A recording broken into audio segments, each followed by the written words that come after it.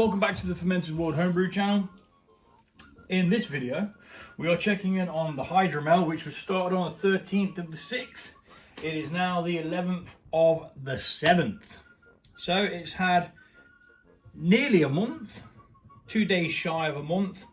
It fermented out perfectly. I believe this used the organic honey. I can't actually remember where I wrote this one down because I've got loads of books and I don't remember where I write things down. But it started off at 1.050. It's gone extremely clear, so I'm assuming it has finished fermenting. Well, that is the assumption anyway, but we're going to put that to the test. Obviously I've just done another video, so all this has been sterilized again because we do not want to cross-contaminate. Potentially balls up one of the meads. So we'll just take a hydrometer reading of this to see where we're at and what we got. It's looking like it's going to be dry.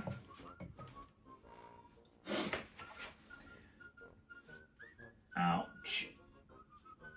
I don't know what I did to my finger then, but it didn't like it. So we are at 0.994. Which means there is a slight amount, I remembered the glass, a slight amount of sweetness left, only 4 points.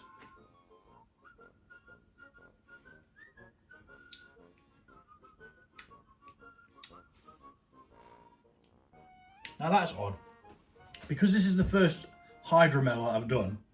HYDROMEL is a low ABV style of mead. So it's like a session mead, basically. You could call it that. This is only going to have about 7% volume ABV. That's weird because I'm used to it having more fermented sugars and the taste being a lot more intense.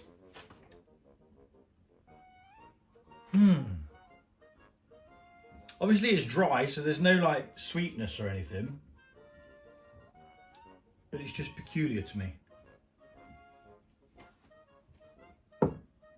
I will say it's not as unpleasant as a dry mead normally is. Normally I'm not a fan, but that's a lot more mellow. Kind of dig it. Kind of. So let's hoy that up there. Everything's dropped out. This is crystal clear. There is like a layer of the stuff at the bottom, but we're going to dodge that. Now we need some fermentation stoppers. So we've got some potassium sorbet. And we need one campden tablet, which I tend to just keep out these days because I use it so often. We're going to put the airlock in some sanitizing solution so we can reuse that. I nearly wet the campden tablet then, which wouldn't have been good. Wouldn't have very well been able to grind it down if it was wet.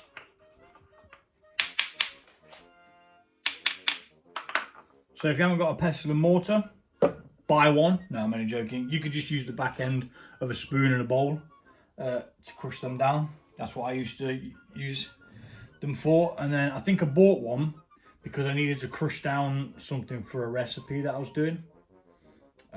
Food-wise, that is. Because I also like to cook. And this weekend, tomorrow actually, I'm going to be gearing up with a heavy backpack with loads of gear and stuff like that, and I'm going to go cook some grub in the woods all alone. Bit of solitude, probably sit there and edit a video. That's what I like to do. Bit of me time at the weekend instead of the hustle and bustle of the week, looking after the kids and being a carer and all that jazz. Just gets me out and I quite enjoy it. And I record it as well. My other channel is called Walk, Cook, Walk, and that is literally what I do. I go for a walk, I cook some food, and then I walk home.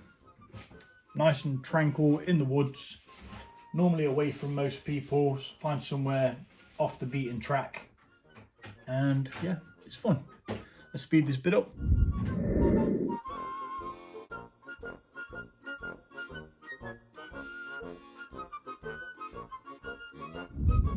Okay, so next step is we're going to weigh out 360 grams of honey.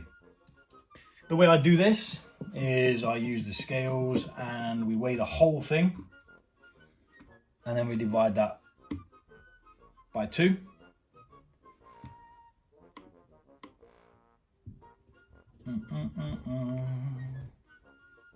So that's 760, which means we need 380, I believe. So we're going to aim for about 380 grams in here, and then we'll mix that in. Always lick your lids because it's nice. Get some honey in there. We're aiming for about half of this, so I'm sweetening it with the normal amount of honey I'd use. Now that just absolutely launched itself in there, didn't it?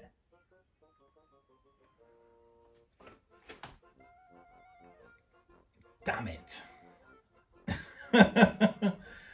It must be the temperature in here has made it runny. Did not expect it to come out that quick. But yeah, that's way too much. But it is what we've got, so we shall deal with it. We shall allow it. There's nothing we can do about it now. It doesn't normally come out that quick, but when you heat honey up, it just becomes more liquid-like, and it flows out easier. So we're going to give this a quick mix. Make sure we get all the stoppers mixed in and all the honey as well. Again, there's a bit more honey in there than I wanted, but so let's just double check that again. So we needed 380, and what is left is 240.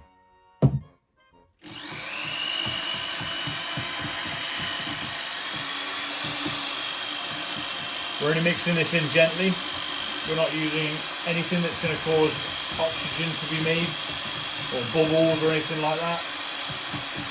It sounds like it's going quite quickly, and it sort of is, but it's controlled.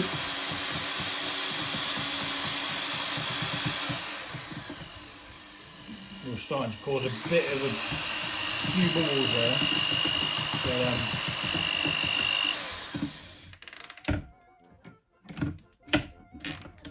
we just make sure that we're getting that out of there. Check to see whether we've got the honey on. I think we've managed to get it all mixed in the first go, which just shows that this is warmer than normal. Yeah, it's all gone in. Definitely warmer than normal because that flowed out really quickly, and that's mixed in already. Water temperature, liquid temperature is 24 and on the way up. It will get dropped down to the ground again, where it'll be about 22 or 24. But that's all we can do in this hot weather. I do have a beer fridge for brewing beer in this weather, because that's kind of, you can't really mask off flavours with beer. If it's got off flavours, it's got off flavours. With mead, if it's got off flavours, you can just add a little bit of more honey or an extra flavour, different flavours and stuff like that. So now we have brought a bit of the sediment with us, but I'm not too bothered. It'll be alright. That can go there for now. That can go up here. Bring that around here, and we're just going to transfer this now into, oh my god, I'm spraying it everywhere, into the other demijohn, and we'll get the airlock, but we'll speed this bit up anyway.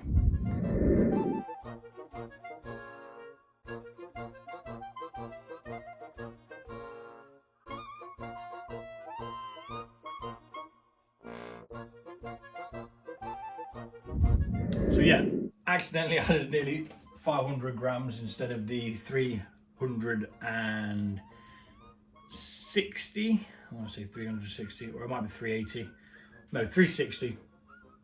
That I'd normally put in, but it doesn't matter. A little bit sweeter, less alcohol, and actually we never did check what this would be, did we? We know what it finished at because it went dry. But yeah, let's quickly check what the ABV of it is. So it's at 7.9% hydromel. It's still reasonably high actually, isn't it? It probably did need less honey in to begin with. I'm not sure what the parameters of a hydromel are, but it was intended to be less than this. So maybe if I was to do another one, I would need to use a little bit less honey in the beginning, in the beginning. But yeah, there we go. That's the hydromel. We're going to set it up with what it is. What's the ABV, which we say is 7.9, which is still probably better than, you know, well, I say better, the 14-15% that we normally have. But